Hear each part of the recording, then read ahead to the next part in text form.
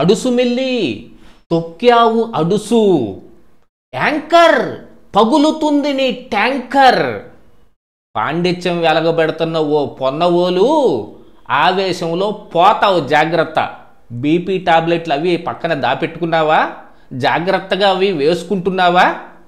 జగన్మోహన్ రెడ్డి వాగిన వాగుడికి, ఆయన్ని అడ్డం పెట్టుకొని మీరు చేసిన చేష్టలకి ఇవి చాలా తక్కువ.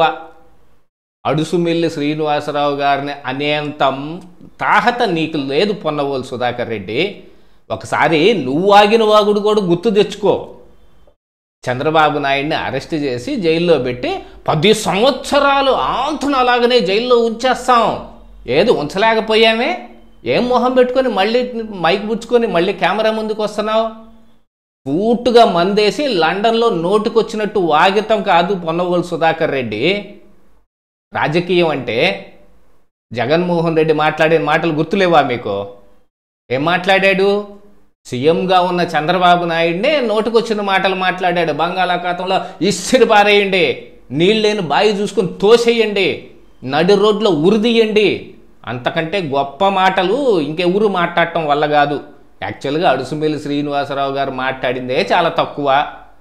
ఎడ్మాతో పోలిక పోల్చాడు జగన్మోహన్ రెడ్డి. అసలు సుప్రీంకోర్టే చెప్పింది కదయ్యా, వీళ్ళందరికంటే ఆర్థిక నేరస్తులు పెద్ద ఉగ్రవాదులని. మరి దానికేమంటావు? ఆర్థిక నేరాల్లో ఈ జగన్మోహన్ రెడ్డి మీద ఎన్ని కేసులు ఉన్నాయి? అటన్నిటినీ తేలకుండా, కోర్టుకు వెళ్లకుండా, మొన్న కోర్టుకు వెళ్లాల్సి వస్తే ఇక్కడ తెలంగాణలో కేటీఆర్ని అడ్డం పెట్టుకొని, ఆంధ్రప్రదేశ్ రాష్ట్రంలో డబ్బులను అడ్డం పెట్టుకొని జనాలను పోగేసుకోవటమా? చివరికి సొంత ఊరు పులివెందులు వెళ్ళటానికి కూడా జగన్మోహన్ రెడ్డి జన సమీకరణే చేసుకుంటున్నాడంటే ఎక్కడుంది మీ రాజకీయం? అర్థం చేసుకోండి. ఇక దాంతోపాటు సజ్జల రామకృష్ణారెడ్డి నోటుకొచ్చిన కారు కూతలు కూయటంలో మీకంటే అసలు ఇంకెవరు మీకు సాటి రారేరు. చంద్రబాబు నాయుడికి మెగలోమానియాక్ అనే ఒక వ్యాధి ఉంది అని సజ్జల రామకృష్ణారెడ్డి గతంలో మాట్లాడాడు. ఆంతున దవడ పగలగొట్టొద్దు వీళ్ళందరినీ. మనం మాట్లాడిన మాట తిరిగి మనల్ని ఎవరన్నా అంటుంటే గుండెల్లో ఎక్కడో గుణపం గుచ్చుకున్నట్టుంటుంది. జగన్మోహన్ రెడ్డి అంటే వీళ్ళకి పొడే గిట్టడం లేదట. టీవీ యాంకర్ కూడా ఈ చిలక పలుకులు పలికిచ్చినట్టు అడుసుమిల్లి శ్రీనివాసరావు తోటి ఎలాంటి మాటలు మాట్లాడిస్తారా ఏమనుకుంటున్నారు? నిన్న మొన్నటిదాకా మీరు వాగిన వాగుడేంటయ్యా? ఏంటి రప్ప నరుకుతాం, మేము వచ్చామంటే అందరూ పారిపోవటమే, ఏటపోతు తలకాయలు నరికినట్టు నరుకుతాం. అసలు ముందు మిమ్మల్ని పెట్టాలి లోపల. ఏదన్నా చేస్తే మిమ్మల్ని చేయాలి. మీ మీద యాక్షన్ తీసుకున్న తరువాత మిగతా వాళ్ళ సంగతి ఆలోచించవచ్చు. ఏమి మాట్లాడుతున్నాం, ఎందుకు మాట్లాడుతున్నాం, ఏ రకమైన రాజకీయం చేస్తున్నాం అంతా మర్చిపోయాం. ఒక్కసారి 5 సంవత్సరాలు అధికారం చేతిలోకి వచ్చేటప్పటికి కన్ను మిన్ను ఆనకుండా పోయింది మీకు. గతంలో రాజశేఖర్ రెడ్డికి ఉంది అని అధికారం అని అనుకున్నా, అది కాంగ్రెస్ పార్టీ కాబట్టి పైన అధిష్టానం ఒకటి ఉంటుంది. వివేకానంద రెడ్డిని దవడ పగలగొట్టి నువ్వు రాజీనామా చెయ్యి, నేను ఆ కడప ఎంపీకి పోటీ చేసి మళ్ళీ నేను వెళ్తాను అంటే పైన ఉన్నోళ్ళు చూస్తూ ఊరుకోరు. అందుకనే ఈ జగన్మోహన్ రెడ్డిని తీసుకెళ్ళి పెట్టాల్సిన చోట పెట్టారు. పార్టీ పెట్టుకొని అధికారం సాధించిన తర్వాత ప్రజల కోసం ఏం చేశాము అనేది టోటల్గా మర్చిపోయారు.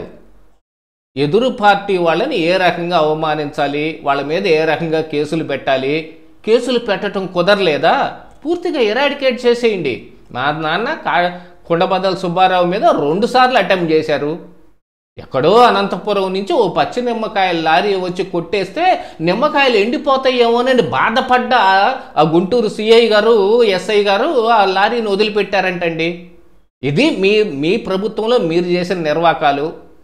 మీ మూలానే మా నాన్న ఈరోజు లేకుండా పోయింది. ఇలాంటివన్నీ చేసిన తర్వాత ఈరోజు వచ్చి నంగనాచి కబుర్లు చెబుతూ ఇట్లాగా అడుసుమిల్లి తొక్కావు అడుసు, నీళ్లు తీసుకొని రా నువ్వు కూడా కడుగుదు కానీ అడ కూర్చొని. ట్యాంక్ నీకు పగులుతుంది ట్యాంకర్. మీ ట్యాంకర్ ఆల్రెడీ పగిలిపోయిందయ్యా పొన్నవోలు సుధాకర్ రెడ్డి, మీ ట్యాంకర్ ఆల్రెడీ పగిలిపోయింది. రాజకీయ విశ్లేషణ చేసే వాళ్ళ మీద మీరు చేసిన దాష్టీకం కావచ్చు, మీరు పెట్టిన కేసులు కావచ్చు, మీరు చేసిన దాడులు కావచ్చు, ఈ రోజున మళ్ళీ మీ మీద ఇలాంటి దాడికి పురిగొల్పుతూ ఉన్నాయి. ఆ ఊరికి ఈ ఊరు ఎంత దూరం ఉంటుందో ఈ ఊరికి ఆ ఊరు అంతే దూరం ఉంటుంది. ఇంకా చంద్రబాబు నాయుడు సౌమ్యుడు కాబట్టి ఇంకా మెదలకుండా ఊరుకున్నాడు. లేకుంటే ఈ పార్టీకి అందరికీ తానా తందానా అయ్యేది. ఆల్రెడీ నీ పక్కన కూర్చొని మైకు పట్టుకొని చెప్పాడు కదా ఆ రోజున సంజయ్. ఎక్కడికి పోయాడయ్యా? ఏం చేస్తున్నాడు ఈ రోజున?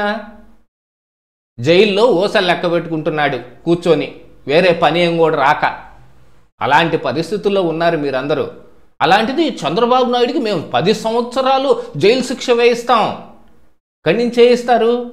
కోర్టులో 10 రూపాయలు పెట్టి హవాలా ఎట్ట చేస్తారని కట్టుకథలు చెబితే అవి నిజాలు అయిపోతాయి అనుకోవటం కాదు.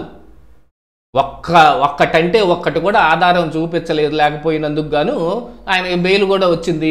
మీరు పెట్టిన కేసులన్నీ వృధా కేసులు అనేది ఆ రోజునే ప్రజలు తేల్చుకున్నారు కాబట్టి దవడ పగలగొట్టి 11 సీట్లకు పరిమితం చేశారు. ఇకనైనా నోరు సంభాళించుకోండి, మర్యాదగా మాట్లాడండి.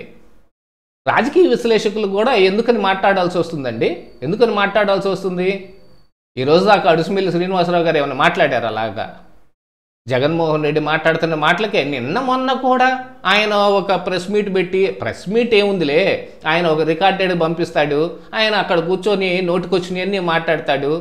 చంద్రబాబు నాయుడు నీళ్ళని బాయి చూసుకుని దూకి చచ్చిపో అని అన్న రోజున ఏమైంది? ఏం జగన్మోహన్ రెడ్డికి చెప్పలేకపోయావా? చెబితే నెట్ట నిలువున నిన్ను ఆ బాయిలోకి దోస్తాడు. కాళ్ళు ఇరుగుతాయో పోతావు, పుట్టును పోతావో తెలియదు. అలాంటి పరిస్థితులు ఉన్న చోట మీరు ఎందుకని ఇలా మాట్లాడతారు? జగన్మోహన్ రెడ్డికి ఇలాంటి ఈ రాజకీయ విశ్లేషకులు లాంటి వాళ్ళు మంచి మాటలు చెప్పినంత కాలం మీరేం వినిపించుకోలా.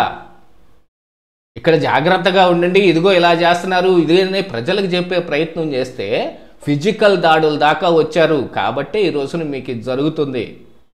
ప్రతి కౌంటర్కి ఒక ఎన్కౌంటర్ ఒకటి ఉంటుంది, గుర్తుపెట్టుకో పొన్నవోలు సుధాకర్ రెడ్డి.